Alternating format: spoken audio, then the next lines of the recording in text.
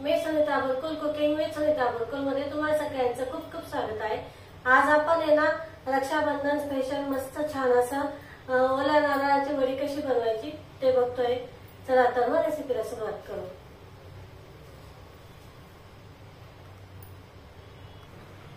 आता इथे आपण तूप टाकते। मी 2 चमचे तूप टाकलेले आहे, 1.5 ते 2 चमचे, जास्त नाही तूप लागत याला। आता छान असं करून घ्यायचं तूप।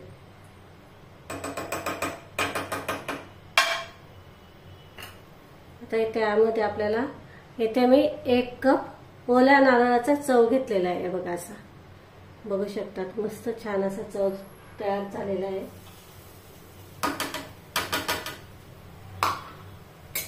असा ताजा जर घेतला ना खूप छान चव भी येते आणि बनत पण मस्त होते, वडी छान सेट होते। हे बघा आता हे ना आपल्याला छान असं परतवून घ्यायचंय। जोपर्यंत याच्यातला थोडा ओलावा कमी होत नाही नारळातला तोपर्यंत असं परतवून घ्यायचंय आपल्याला।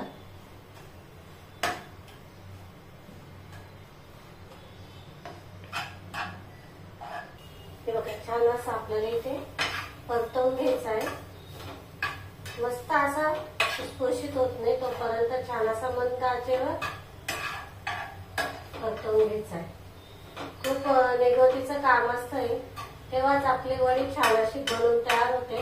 नाही तर बऱ्याचदा काय होतं की वडी करताना आहे ना, वडी तर बनते पण ती विरघळते किंवा ते वड्या पडत नाही, तुटून जातात किंवा त्या असं एकदम काय बोलतात त्याला चोथ्यासारखं लागतं, असं बरेच प्रॉब्लेम येतात।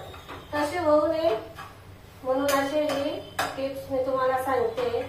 खूप छान निगोतीचं काम करा। हे एकटाच बनवतो आपण याला रक्षाबंधनला, त्याच्यामुळं छान असं मस्त निगोतीचं काम करा। हे काही काम करत असाल तर ते थोडंसं साईडला ठेवा। हे बघा मस्त असं भाजून घ्यायचं हे, जोपर्यंत याच्यातला ओलावा पूर्ण म्हणजे थोडा जात नाही तोपर्यंत असं मंद आचेवर करून घ्यायचं आहे। आणि इथे आपल्याला याचा कलर पण चेंज नाही होऊ द्यायचा, ही पण काळजी घ्यायची। म्हणजे काय होतं की असं मस्त छान अशी पांढरी शुभ्र आपली वडी बनवून तयार होते। मग तुम्ही जर मोठ्या आचेवर जर केलात ना तर मग याचा कलर चेंज होतो। मस्त छान असं आता इथे परतवून झालेलं आहे। तरी पण आहे ना वडी करताना असं खोलगट भांडं नाही घ्यायचं, असं पसरट भांडं घ्यायचं, म्हणजे मग छान असं परतवल्या पण जातात आणि त्याचा आपल्याला व्यवस्थित हे पण येतो, अंदाज पण येतो। खोलगट जर घेतलं ना मग ते तिथलं तिथं हे होतं, मग ते परतवल्या पण जात नाही। कढई पातेलं वगैरे जर घ्याल तर मग त्याला ते ओला नारळाचा चव असतो, त्याच्यामुळे ते चिपकल्या पण जातात।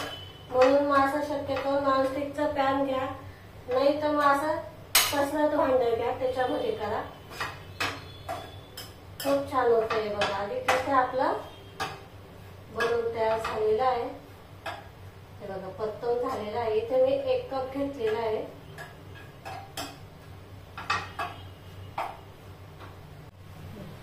आता आपण याच्यामध्ये ना साखर घालते मी।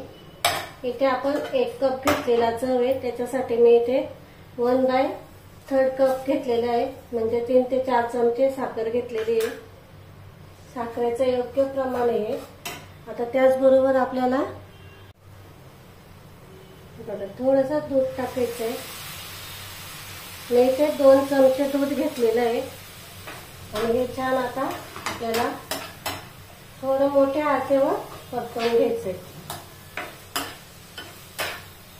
तर याची साखर पूर्ण विरघळेल तोपर्यंत मस्त छान असं कसं सेट होईल ते मी सांगते तुम्हाला पुढे।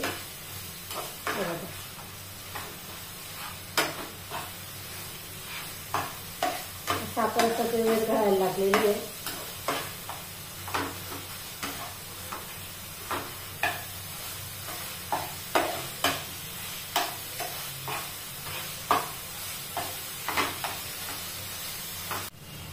आता इथे ना असं थोडी साखर बाजूला दिसत असेल तुम्हाला, हे बघा असं जसं आपल्याला भाजीचं तरी कशी येते किंवा तेल कसं सुटतं हे बघा असं सुटायला लागतं. मग इथे ना आपल्याला मंद गॅस करून द्यायचा आहे आणि पूर्ण व्यवस्थित आता हे शिजवून घ्यायचंय. पण असंच हलवत राहायचं, सोडायचं नाही, नाही तर मग खाली ते दाबून जाईल. हे बघा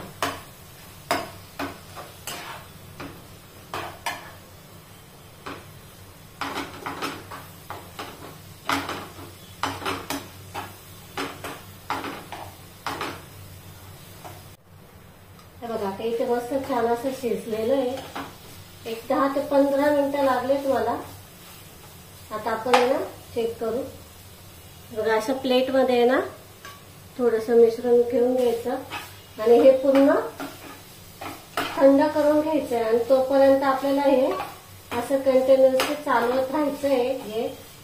हे तर काय होईल की खाली ते टाकेल आणि पुढे जाईल अजून आपलं हे मिश्रण.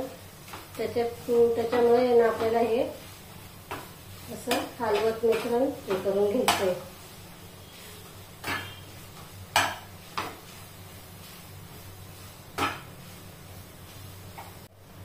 हे बघा मी इथे ना हे थंड करून घेतलेलं आहे. हे बघा याचा पूर्ण गोळा होतोय. बघा असा गोळा होतोय. हे बघा छान असं होतंय. म्हणजे आपलं याच वडीचं मिश्रण परफेक्ट झालेलं आहे. आता मी एका ताटात काढून घेते. बघा मी ते ताटाला तूप लावून घेतलेलं आहे. आता हे वडी आपल्याला हे सगळं काढून घ्यायचंय छान.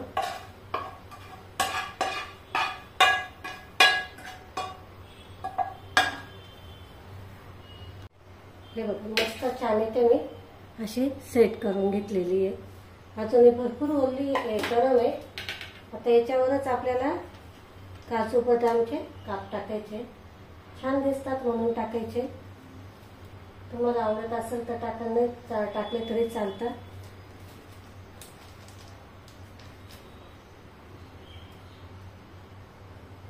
त्याचबरोबर गुलाबाच्या पाकळ्या घेणं असं थोडंसं दाबून घ्यायचं चमच्याने. आता हे ना मी अर्धा तासासाठी थंड होऊ देते. मग याचे आपण काप करू. हे बघा इथे मी काजू बदाम आणि गुलाबाच्या पाकळ्या टाकून मस्त छान असं सेट करायला ठेवलेलं आहे. आता हे आपण अर्धा तासासाठी ठेवू. मग याचे काप करायचे आपल्याला. बघा किती सोप्या पद्धतीत दाखवले मी तुम्हाला. बघा इथे ना थंड झालेली आहे. जास्त पण थंड नाही करायचं आपल्याला. बघा असे मधून काप देऊन घेते पहिले मी आणि मग आपल्याला असे पाहिजे तेवढे आकाराचे किंवा पाहिजे तेवढे साईजचे कापून घ्यायचे.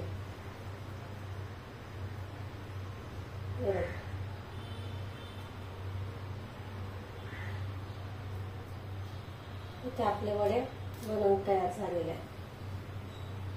काप बघा मस्त पडलेले ते.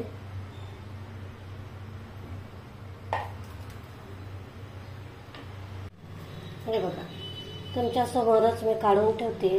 बघा किती छान मस्त झालेले आहे ते. खूप मस्त होतात या वड्या. फक्त थोडी काळजी घेतली ना की मस्त तयार होतात. हे बघा बघा छान मस्त झालेल्या आहेत इथे आपल्या वड्या. हे बघा बघू शकतात मस्त आलेलं आहे.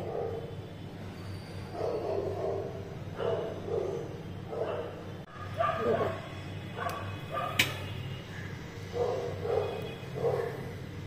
किती छान आलेलं आहे. टेक्स्चर बघू शकता तुम्ही त्याचा. हे बघा खूप छान असं कुटकुटीत झालेलं आहे.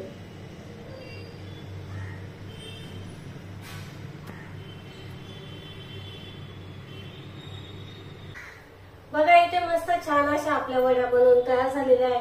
खूप छान सुंदर आणि मस्त तयार होतात आणि जास्त मेहनत न घेता पटकन तयार होतात.